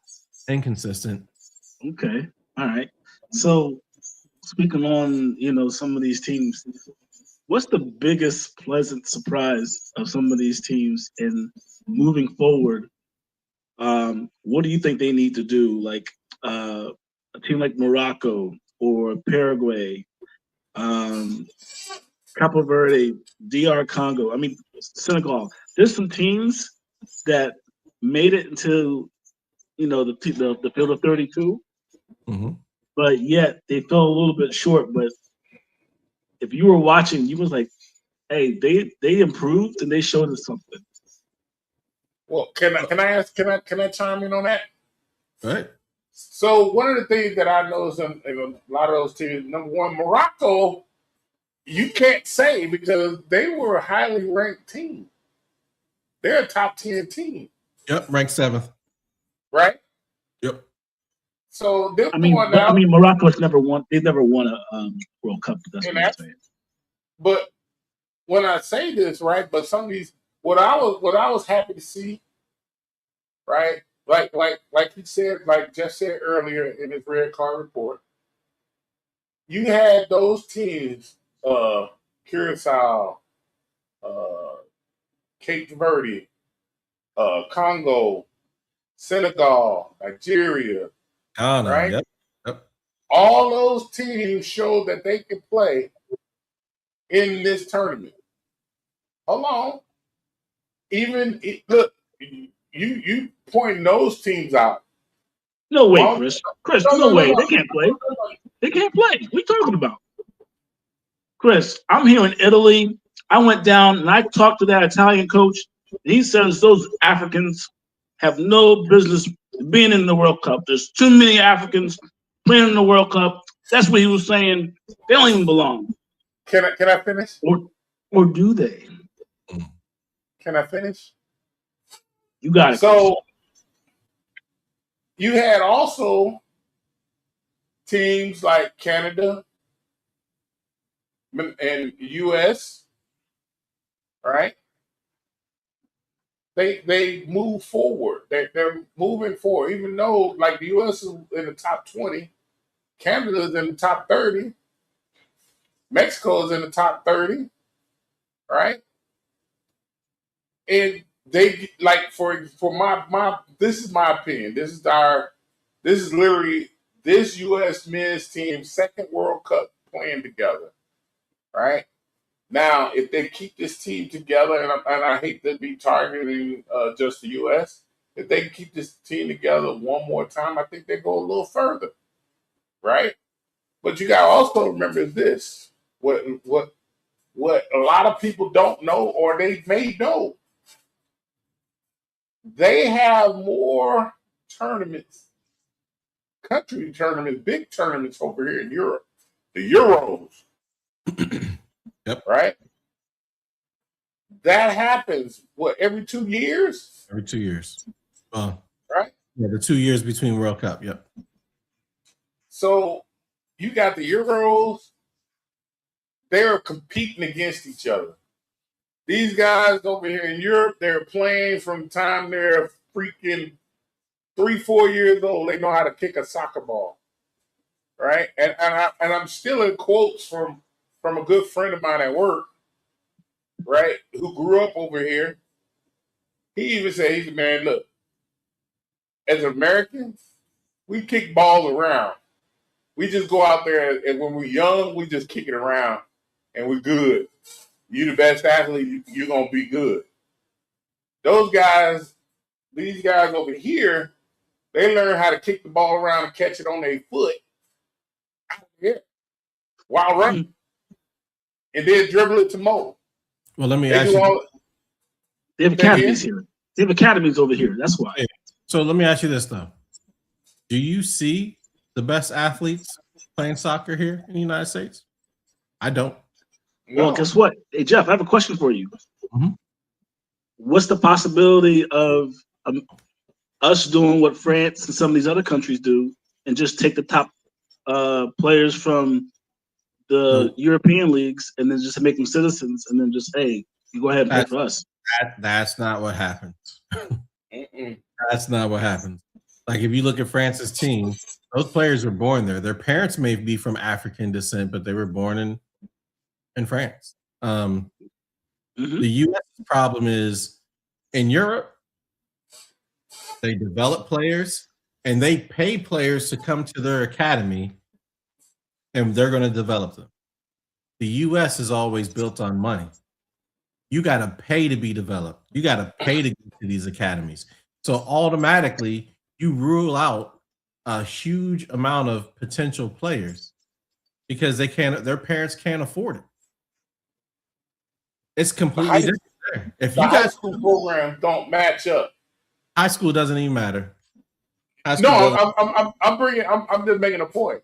Yep. Lamine Lamar played what? His first World Cup, he was 16? He's 19. Yeah, 16.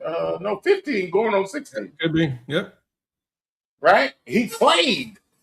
He wasn't just on the bench. He played. But that goes back to the academies and how rooted it is where, you know, if you're talking about trying to compete when you get to the high school level, you're already 8 years behind everybody else in Europe.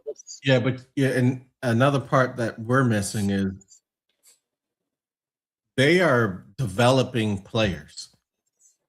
We can't do that because every coach is hell-bent on winning. That's not developing players. Those are two completely different things.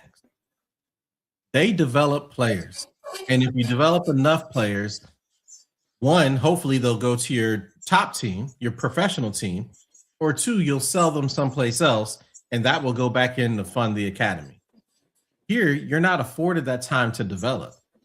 Coaches are about win, win, win, and winning and child development, skill wise, two completely different things, and that's where we fall short 1,000% of the time. Look, go look. I want you to look on our roster, right? Go look on our roster and not look at like they're American. Yes, they are American, but look where they grew up at. I already know. Most of them were overseas. Most of them grew up overseas.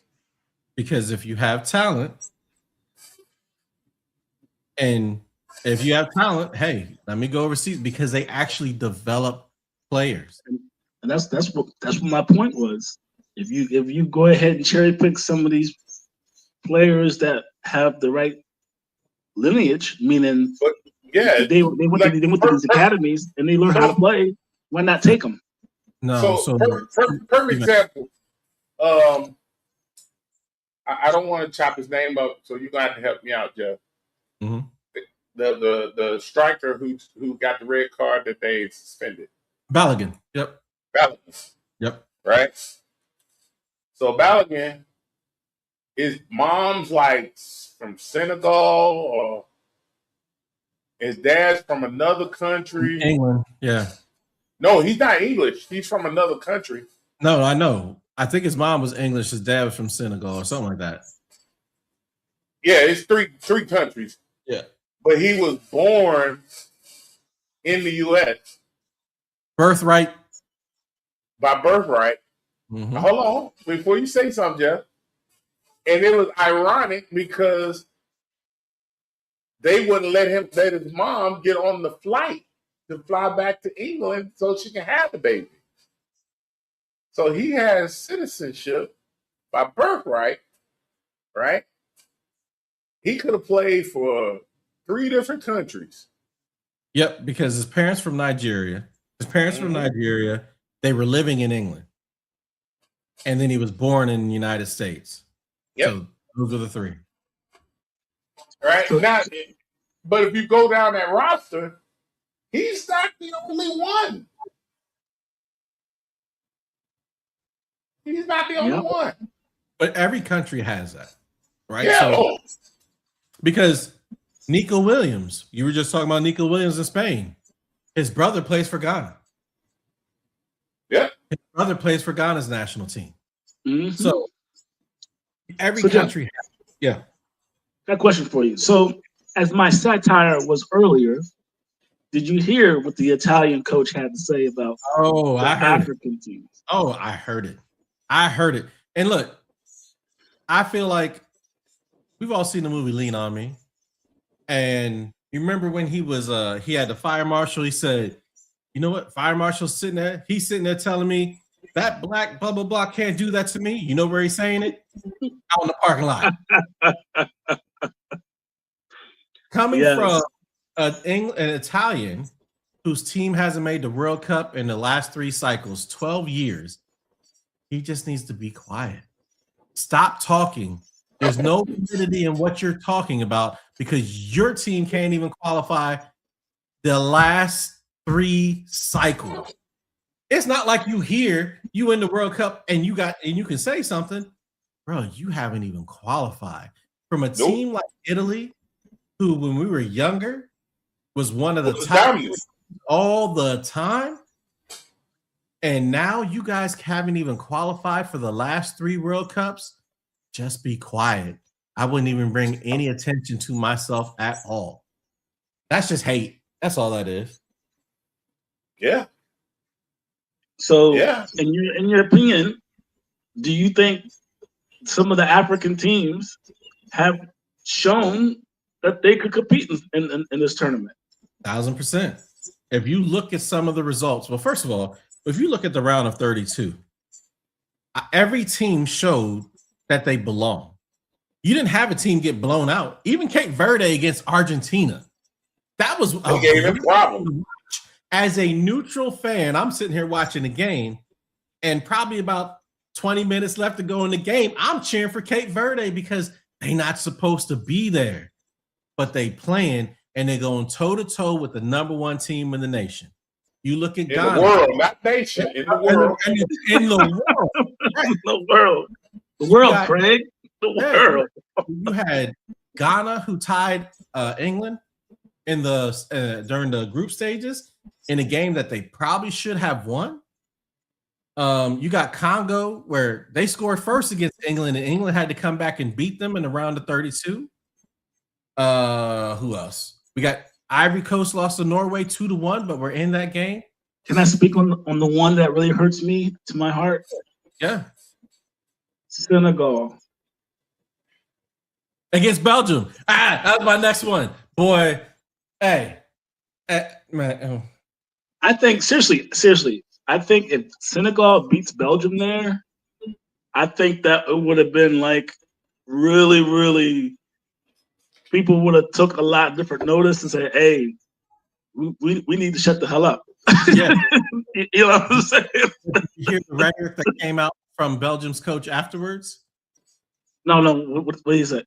Oh, we knew we had to just keep applying pressure to them because mentally they can't stay focused for 90 minutes if they would fall apart. That's terrible. Right? Like, and so here's what I would say to that. I don't agree with what he said. I do agree that some African teams have a inferiority complex. Like, we're not supposed to be here beating Belgium, or we're not supposed to me, it's just like any team that hasn't won a championship yet. Yep. Until you do it, until you see yourself winning a championship, then it's kind of it's like not really a cloud, but it's like a confidence thing that that's what we're playing against these guys. These guys we've been watching them all our lives on television, and I'm standing across from Ronaldo Messi. or Messi and there's that awe factor. Like people when the players were playing against Jordan for the first time, it was like, yo, that's Michael Jordan. Yeah. Dang, look, I gotta go guard him. The same thing they're saying about that. They can say the same thing about the United States. Hey, we usually make it where we do. Round of 16, and then we're out of there. That's basically what happens. And we played good ball, and then we played against Belgium, and we looked like a wreck team. Anything that could and would happen, happened. It was terrible. Terrible ball. Embarrassing. All right, Jeff. So, not a player on France. So far in the tournament, who's been your best player that you've seen show up for this tournament? You're going to make me say this. You can't say anybody on France. I'm not. It's freaking messy. It's freaking messy. Look, as much as there's certain things that this World Cup has just brought so many things to light about him that I'm not necessarily pleased with. So his past disappointments, you think he's finally shown up the way he needs to show up? Oh, he is. There's no question about it. Like, you won't see him for 15 minutes, and then someone will play a ball to him, and you'll see him have a touch with the outside of his left foot that just kills the ball, and his next touch, the ball's in the back of the net. And it's like, and there that dude is again. As you don't hear from him, you don't see from him. And then next thing you know, it's like, damn, he done scored that quick. I hate to have to say him, but when I watch him play, it's like, he's gonna do it. That boy good. So this is probably our last time seeing Ronaldo, and he's out. So tell me this: what has Ronaldo meant to soccer around the world, and what has he meant to Portugal? My opinion, Ronaldo to Portugal is the same thing that Messi is to Argentina. I think for every person who's a Messi fan, you probably have another person who's a Ronaldo fan. Like for me, they are joined in the history of soccer. I don't see a lot of people will say, well, Messi's above Ronaldo. I don't see that. I see they're probably both in the same because Messi played for one team, Barcelona, where he was the dominant player and won. But then when he went to France, he was the third wheel and didn't play well. And now he's come over to the US. You got Ronaldo, who was the dominant player in the Premier League and won. And then he went to Spain and was the dominant player on Real Madrid and won. And then went to Juventus and was the dominant player in Serie A and won. He's done it in different leagues with different players, and those different leagues play different styles. So for me, he's won the Euros, Messi's won the Copa, and has won a World Cup, even though there's a lot of things about that World Cup that are a little bit fishy that he probably shouldn't have won, but neither here nor there. I will just say they are completely joined in the history of football, and I wouldn't rate one over the other. Okay, so Chris is gonna hate this. Chris is gonna hate me for this. So Jordan, LeBron, no. We ain't even going back there. Messi, or Ronaldo. You have to pick one. Who is the GOAT of this generation? I'm about to say neither. I said of this generation. Okay, I was about to say. Well, then no. Then say Messi or the Ronaldo. best player of this generation. Don't say GOAT. Who is the best player of this generation? Who's the GOAT of this generation? Nope. But anyway, I'm going to blow by that. Can you pick one or no? I got a better question. Okay. Do you think this is a golden era of football? No, I don't know. I actually think right now football's turned so tactical that you don't see the free-flowing game of players in the past where you had Ronaldinho's and well, maybe I ask this question. Okay. Do you think you came up in soccer during this golden era? Me, I felt like during my era, yes, because I got to see players where it wasn't as tactical, where there's so much freedom to express yourself on a football pitch. Now you don't. It's not that. I'm not saying it's very skillful. It's very technical. It's one touch, two touch, great finesse, but you don't see like the Brazilian players with the flair where they just do stuff where it's kind of like, wow. Like I did see a little bit of it yesterday watching Spain play Belgium in the first half. Danny Olmo and they were playing rondos with Belgium for a little bit, but you don't see as much of it. You don't see the flair. So it's a little bit different now. Okay. That's a better question than trying to say are one of them the GOAT. Yeah. Look, they are the two top players, 1A and 1B of this generation. Neither of them are the best player in the world now. No. And neither of them are probably, but you gotta also look at like this, Jay. Mbappe is on their heels. And then there's other players that are right behind him. Yeah, I was just mainly, those not the internet era, but I'm talking about the social media era that it took soccer to the stratosphere. With the deals that Ronaldo was able to make, and just the off the field stuff. You know what I'm saying? You couldn't go anywhere without seeing Ronaldo. And for us as Americans, I mean, before him, could you name a soccer player besides Beckham? Beckham was probably him before that, but I mean, Ronaldo was just everywhere. And Messi seemed like he was the quiet one. He was he was the Larry Bird type of player. Here's a good question. Larry Bird wasn't quiet. No, I'm Here's a talking good about question. media wise. That's what I mean. Here's a good question. How many World Cups does Beckham have? None. None. How many World Cups does Ronaldo have? None. How many World Cups does Messi have? One. Now, what's that guy named Pele? How Say many less. he got? How many he got? I think what's he got? 3 or 4? I know he's got at least 3. He may have 4. I think he played in 4, but he won 3. Right? Yep. Now, Yep. then you got who's next? But I mean, I think most people would still say that Pele is probably the best. Man, you got a lot of people new age that sit there and like, oh no, it's Messi, it's Messi. It ain't Messi.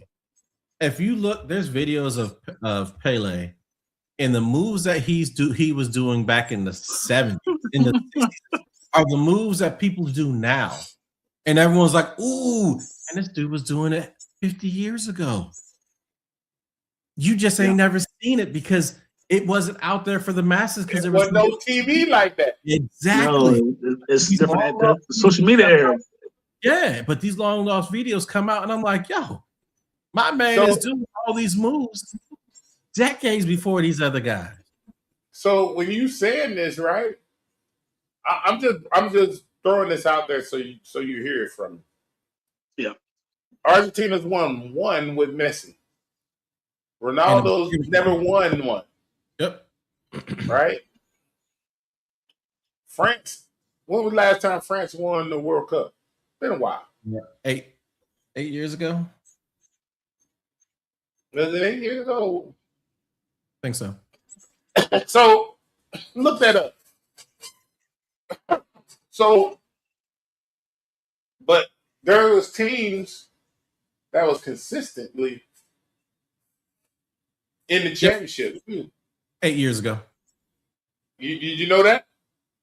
You had Germany. Germany made it to the championship three times in a row, right? But they only won one. Yep. Yeah. Right. So and I'm not. Look, when I say this, I'm just because I'm in Germany don't mean I'm rooting for them or anything like that. I'm just a fan of the game. Yeah. They were during that run. They were listed as the best team in the world during that time frame, and they only won one. West Germany. Right? And you can't look. I tell you, I can think of the guy's name. His name was Mueller. Thomas Mueller was nice. Lothar Matthäus was nice. Yeah. That whole team, they played as a team. They didn't play as a individual. Right? Yeah. So soccer is not like I'm still listening to Jeff. Soccer now is a tactical sport. They're setting things up to make one player or two players get in the position on 1v1. This look, I'm gonna show you fun. This is funny to me, right? I know what one-on-one looks like in other sports, but if you don't know what one-on-one looks like in soccer, a 3v3, 2v2, let me break that down for you so you understand. All that is 2-on-2, 3-on-3, 1-on-1. Right? And you for a guy who never played soccer, that would be this guy. Right? I have a whole new respect for those athletes. So they're running. They got to turn it on, turn it off, turn it on, turn it off, turn it on, turn it off for 90 minutes plus extra time or stoppage time. Let's say that. On the first half and the second, dude, man, I'm telling you, give me football all day. That's why football was easy. You ain't have to run as much.